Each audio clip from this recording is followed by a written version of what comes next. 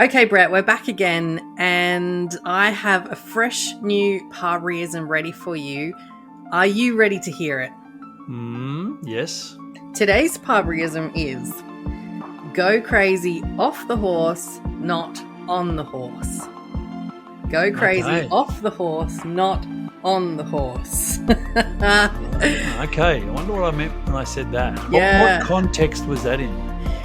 Look, you've said this in a couple of different ways over the years, and it's always around the development of the rider. Oh, yeah. Yep. Yeah, and that we kind of don't want to use the horses as lab rats. Yeah, that's right. Which is another way you've put it. So we're talking about going crazy off the horse, not on the horse. So what's the first thing that comes to mind for you? What comes to mind for me there is spend time in self-improvement, gaining more knowledge, getting fitter, improving skills, coordination, just overall improve yourself. All this, like, try to narrow down the skills that you need in the saddle, try and narrow down the fitness level or the optimum, let's say, way you want your body to feel, and optimize the knowledge that you have. Of course, you've got to be on the horse to get all the feel and log in and create all that muscle memory, but at least give yourself a chance of getting the knowledge, not just relying on lessons and bits and pieces that you're sitting on the horse, but get the knowledge and the fitness level and all those other things, the skill level, off the horse, and then save the poor old horse for being able to ride the horse better when you are a better version of yourself.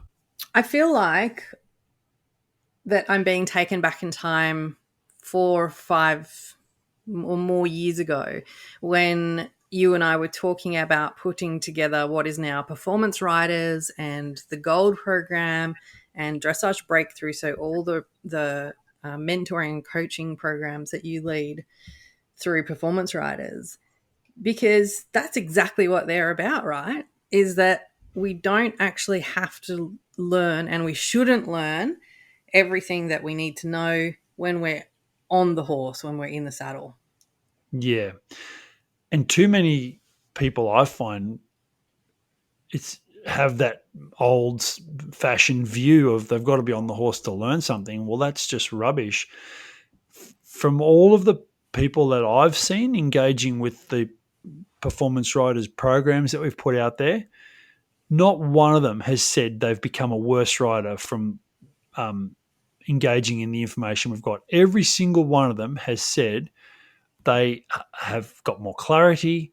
They've, how many emails and messages we get where people have adopted new habits, lost weight, gotten fitter, improved their skills off the horse. Like, it's endless. I've had so many messages, and I know you have as well. Yeah. And not one person's gone, I did that, but it just left me stagnant. Yeah. So the evidence is there that we've run this concept over thousands of people, and not once has it been proven wrong. So that tells me that this way of thinking is a 100% accurate. The evidence is there, and I just wished more people would actually let go of this old-fashioned view and do themselves a favor and just try to do some things off the horse. I mean, they don't have to do performance riders. I'm not saying that. I'm just saying just try to think of it more off the horse. And that applies to every sport, to be totally honest. I know riders in other horse sports that the only second of thought they give to their riding is the moment they put their foot in the stirrup. And it's unfair on the horse, because by the time that person gets to get themselves locked in mentally, get the feel down pat, feel every element of the horse, all different parts of the horse that they need to work out how to control, it's too late. And what they do is they just gravitate to the easiest correction, which is generally from the hand. Mm. because the hand is what we live every single day of our life with, our hands and our eyes. Of course, when we first get on the horse, it's not, you don't have to be Einstein to work out that we're going to go to our hands and our eyes to fix everything. And great riders in all disciplines will use their body as a tool. They use their feet, they use their legs, they use their seat, they use other parts, and they rely on their hands less and less. Mm. But there's a certain amount of focus and knowledge and skill acquisition that needs to be gained before you can ride like this. And what I'm trying to suggest is, why don't you put effort into being that rider you want to be off the horse? So when you get on, half the work is done. You just have to now create the muscle memory, but you won't revert back to that hands and eyes and just pulling the horse around by the mouth, thinking you're getting them to do your whatever sport it is. Mm. And that for me is it's just so important. I know how much I think about things off the horse, Mm. and I know I wouldn't certainly be the rider that I am trying to be, and now if I hadn't put that much time into it. So I just wish, I mean, all I'm trying to suggest here is to make yourself better and to give the horse a break and just make sure that that horse is getting the best person they can. Mm. I feel like we should just stop the podcast here because I think that what you just said over the last 3 or 4 minutes is absolute gold. And there's such a lot of wisdom that we can all take from that. I know I'm going to be listening back to that for sure. It also reminds me of something I mentioned once to Fiona Hargraves, who works with us in Performance Riders as a fitness coach for the riders. And I said to her one day, "Oh, Fee, I get off the horse and I feel so supple and strong, and I feel great when I get off the horse compared to when I got on." And she said, "Well, you've got it wrong there, because in all fairness to the horse, you should be doing whatever it takes to feel like that when you step foot in the stirrup, not have the horse do that job for you." Yeah. And I thought, how good is that? And that can be as simple as, a good warm-up, getting the major muscles firing and whatnot before you get on the horse. So yeah, I love that idea. Yeah. I mean, if you're riding a number of horses, then of course one horse is going to warm you up for the next one. Yeah. But if you are riding, and look, to be honest, I know myself, I try to do at least some stretches every morning before I ride, even as basic as they are. It just makes me feel better when I get in the saddle that I am able to be, a bit better than I would be if I wasn't doing it. But if you're riding one and you're driving to get on the horse and you're going there to the stables, or even getting home from work, just, it's only 10 minutes. Like, something is better than nothing. And I think that's another thing in this instance is, it doesn't mean you have to go and join a gym, go crazy, do all this extra stuff. I mean, if you do want to do that, good on you. Like, that's great. It's great motivation. But just start off by thinking something is better than nothing. What is the thing that I can improve the quickest and the easiest from doing some extras? And I think it's probably a good time, I guess, to talk about the extras, because that's what the extra skill stuff that athletes work on in other sports is called extras. And that means the stuff they do outside of training. And we need to think of it as that as well. So what are the things that I'm going to do outside of my normal training of my horse and I, to make me better? And we have to also, I mean, this is I guess part of the issue is, I view this as a sport, and I like to think of it as a sport. I like to try to keep myself here I am in my early 50s, trying to hold on to some sort of idea that I'm an athlete. Okay, but trying to think of it as a sport, and what extras am I doing? So everything that I'm trying to do off the horse, like again, I was at the gym this morning at 4:30 and not saying I do that every day either, but I do it, and every morning I wake up and it's like, oh my God, do I have to do this? But it's like, come on, extras, get in there, do it, you'll be better for it. So when you look at extras, I think it's important to find which is the easiest thing that I can put some time into doing extras and feel that I'm moving the needle, feel that I'm improving.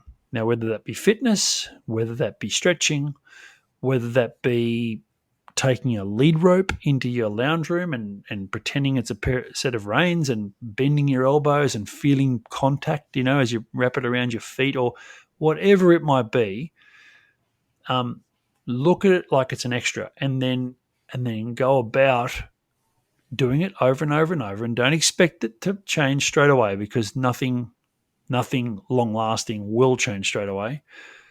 But keep doing it, keep getting better, and then start feeling, is this skill or is this extra that I'm working on coming through to my riding? And it's always going to make you better. Every time a rider thinks about riding when they're off the horse, they are improving instantly. They're improving focus. They're improving their decision making process when they're training. They're improving the skills that the horse is going to benefit from. Like you just will not go backwards. So I just would suggest to everybody to start putting down a little list of extras that you think you should do. And like I said, this doesn't apply to dressage. It applies to every horse sport. Yeah, exactly. Okay, so the Parberyism we're talking about today is go crazy off the horse, not on the horse. And the context behind that, of course, is that we're talking about rider development and how much we can focus on ourselves as riders out of the saddle. Brett, what about visualization, especially as it relates to skill acquisition and skill development? You have talked a lot in different forums about your experience with visualization. I know, but I think it's worth covering that again. Do you want to give us a little bit of background about that and how you've used that to go crazy off the horse? Yeah, look, it's a very useful skill.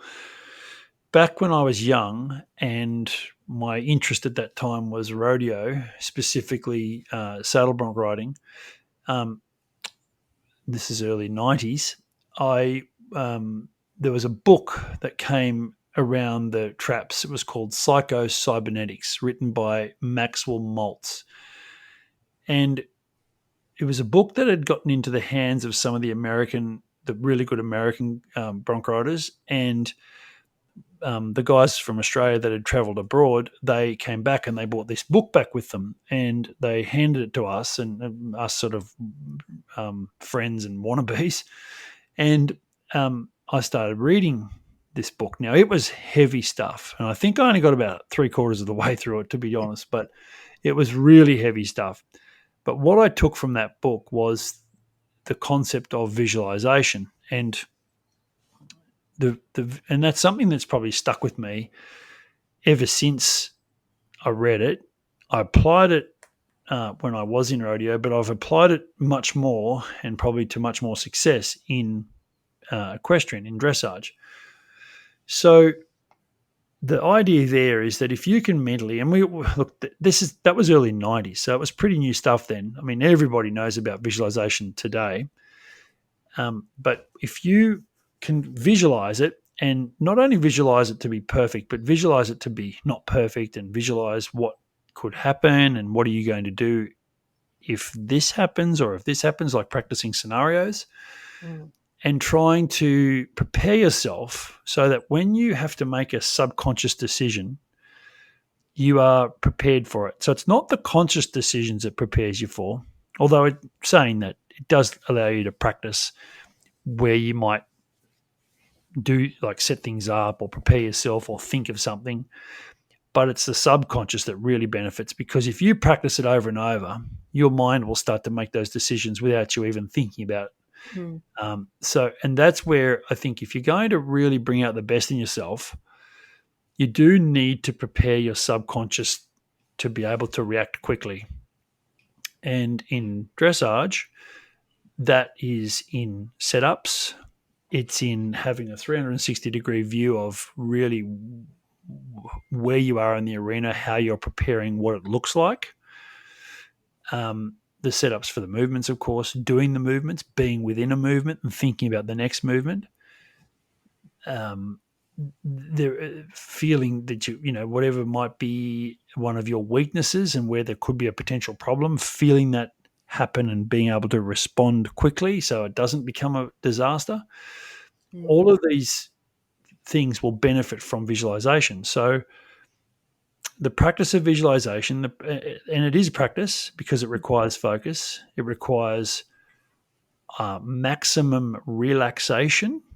So almost, let's say, meditative state. So you can visualize with a lot of, so it's a lot very vivid, the way of visualizing, because the idea, the true skill in doing a proper job in that is to actually picture yourself in that place, in that time, with the same sounds, smells, pictures around you as best you can, the feel, and being able to put yourself through what you're about to do as vividly and as sort of realistically as you can, and think of best case scenario, worst case, and everything in between, and just get yourself prepared. And it's not, I mean, it's different to positive thinking. Like positive thinking is where you're like, right, I'm going to do this, and I'm going to school, I'm going to be great in this, and I'm really boosting yourself up, and that's something that is a different skill again. This is just preparing yourself for every situation possible.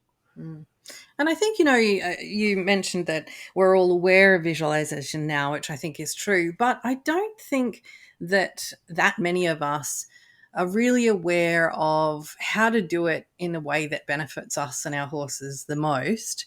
And how to go about doing that. Because even what you were saying there, that visualization is about preparing yourself for the different scenarios that might happen.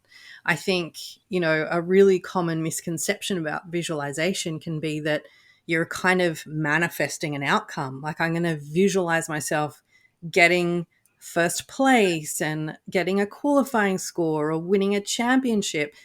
But as you're saying, that's not really very helpful. What is really helpful is visualizing the process.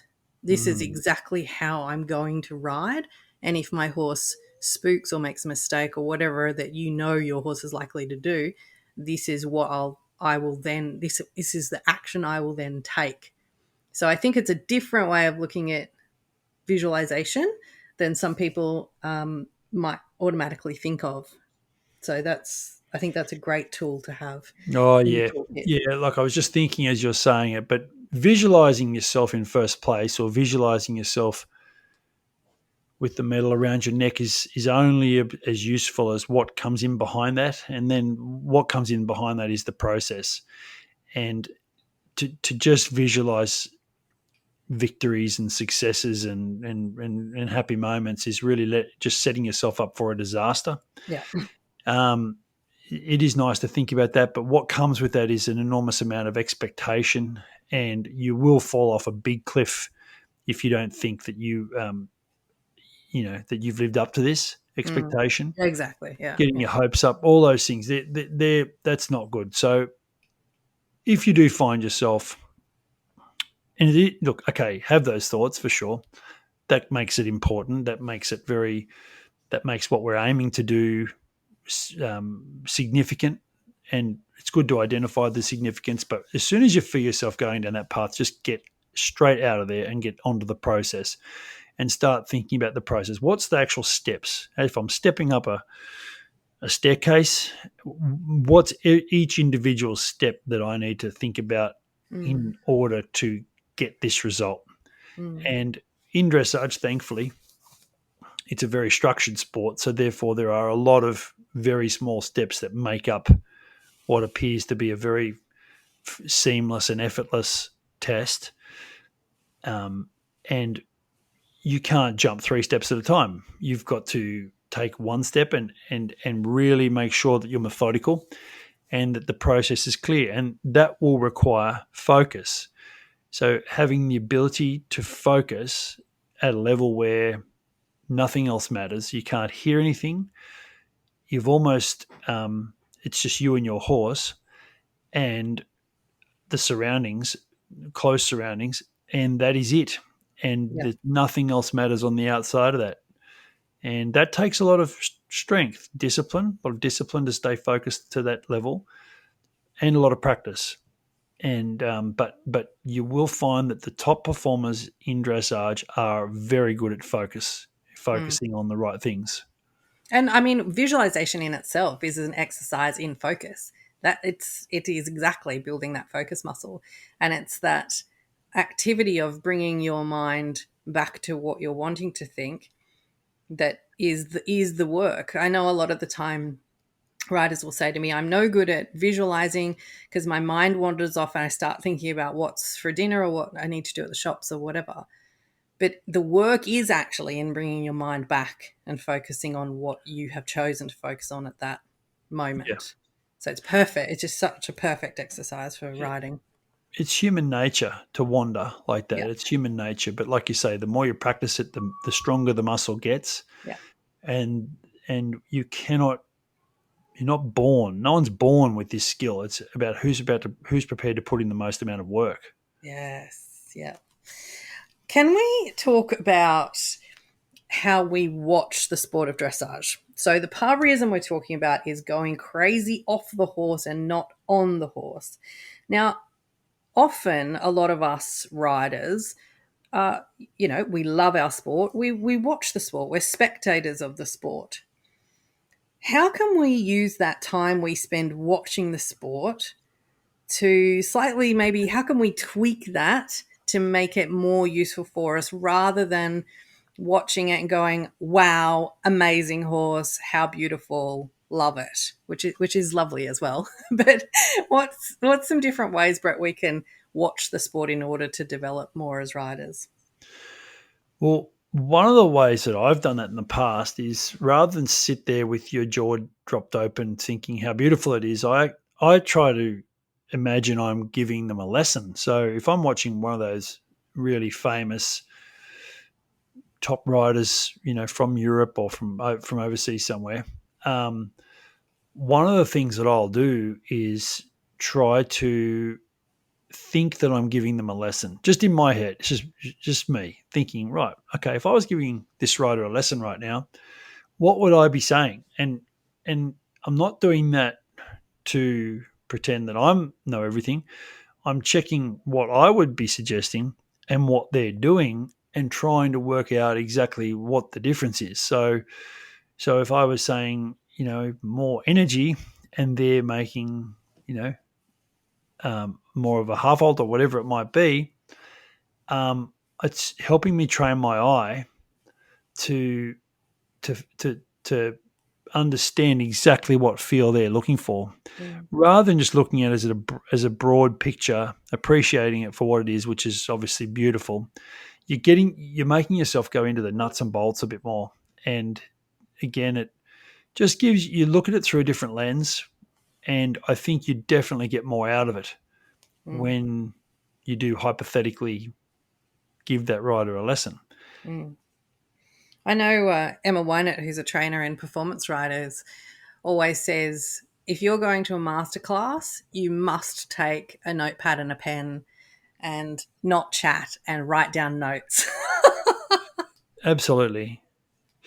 And the reason for that, not only is it's diligent, to take those notes down. It makes you, we all know the science that's behind jotting things down and that the stickability of that information in your mind. Yeah. But also, it does make you dissect things a little more, and it's very important, I think, in those situations. Like a masterclass is you're really getting a snippet of what someone's system is all about. Like they're not giving you the whole system, their training system. They're giving you some of the bits and pieces that they think are important. Oftentimes, those bits and pieces will relate to the rider and the horse they're working with at the time. So not necessarily to every horse and rider. So it's important that when you do jot down these pieces of information, you put that information in the context of how it was given. So what was the rider doing? When the guest presenter's saying, sit forward, was the rider leaning back? And try to jot down the notes according to the context of what it's given, because anything in this sport taken out of context will send you on a tangent. Yeah. And you've got to make sure that the information you're jotting down that you place importance on firstly relates to you and it's something that you need to work on. Secondly, it fits with your underlying philosophy on the way you want to engage in the sport and who you want to be as a rider and a trainer. And that they're important, rather than just jot down a piece of information which taken the wrong way will be detrimental. And unfortunately that happens more times than not. Like I know and I know that the guest presenters, the famous guys that are doing the masterclasses, they would be mortified to think that someone's taken that the wrong way, but they're stuck out in the middle of the arena just giving that information on the day, trying to get it to land on 3,000 people's ears, and hoping that it goes into the right place in that each one of those person's system. So, they'd be mortified to think it goes the wrong way, but oftentimes I'll hear the chatter when riders will come back from the masterclasses, and I'll say, what was the focus of the guest presenter? This, and this. Okay, righto, that's great. And now you notice straight away that they're applying things and it probably doesn't need to apply, and the poor horse has to put up with it. So, that's such a great point. That is such a great point. And, I always, as it happens after masterclasses, that all of us riders hop on social media and we all share our big takeaways from the masterclass. But you're so right. Like, there's context behind every single one of those little catchy quotes. I love that. That's a really great reminder. And then if we take those notes and note down, well, what was happening with that particular horse and rider at the time, maybe we can make better use of that piece of information. Yeah. Great point.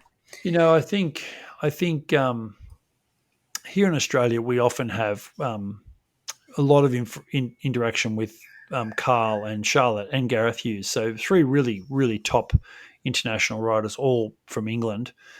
So it'd be fair to say that a lot of our more modern Australian riding is quite English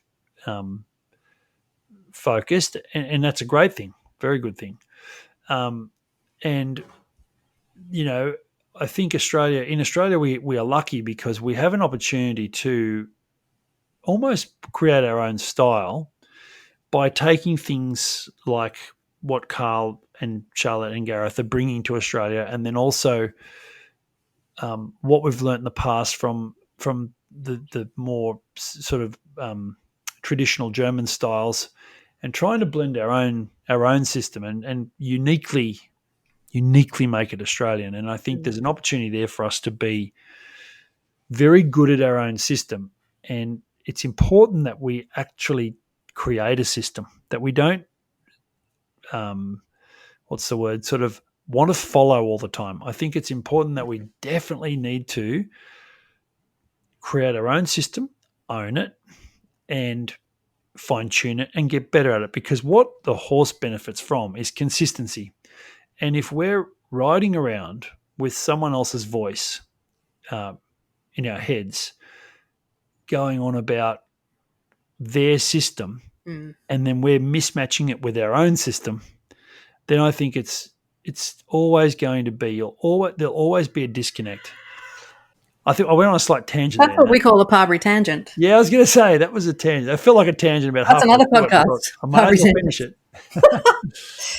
Okay, the final thought I'd love to discuss with you about this Parberyism of going crazy off the horse and not on the horse is, well, why is that important to you in the first place? I mean, you mentioned a little bit like we don't want the horse to have to put up with everything, all the experiments that we're going on ourselves in our rider development.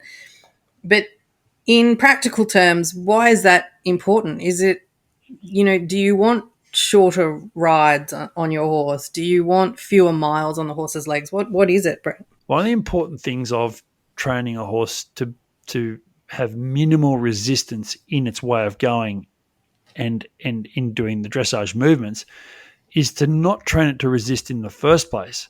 Mm. So if we can avoid bad kilometers, bad miles by being better ourselves, like just being a better version of ourselves, then we then don't click up the muscle click up the kilometers that creates the muscle memory in the horse to resist what we're asking.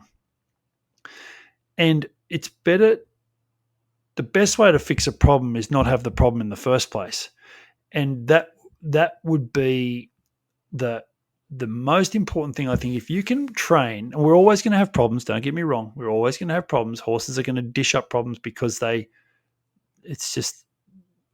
trying to make it as easy as they can for themselves. But if you can limit the miles to good quality kilometers, good quality miles under saddle with a rider that's fully focused, with a rider that's in great shape, with a rider that's really knowledgeable, their body's feeling, their head's thinking, they clock up good quality kilometers, you'll find that you'll get through the levels in the sport quicker. You'll enjoy it more. Like, you'll enjoy the sport more because you will be more successful. You will feel like you're progressing in a better way, a more sustainable way, possibly quicker, and you will enjoy it more. The thing about enjoying it is that it's expensive, right? This is an expensive sport we've chosen, so we owe it to ourselves to be better. Like, if we're going to spend the money, let's just go that little bit extra length and try to get the skills that are going to help us to be more successful and enjoy it.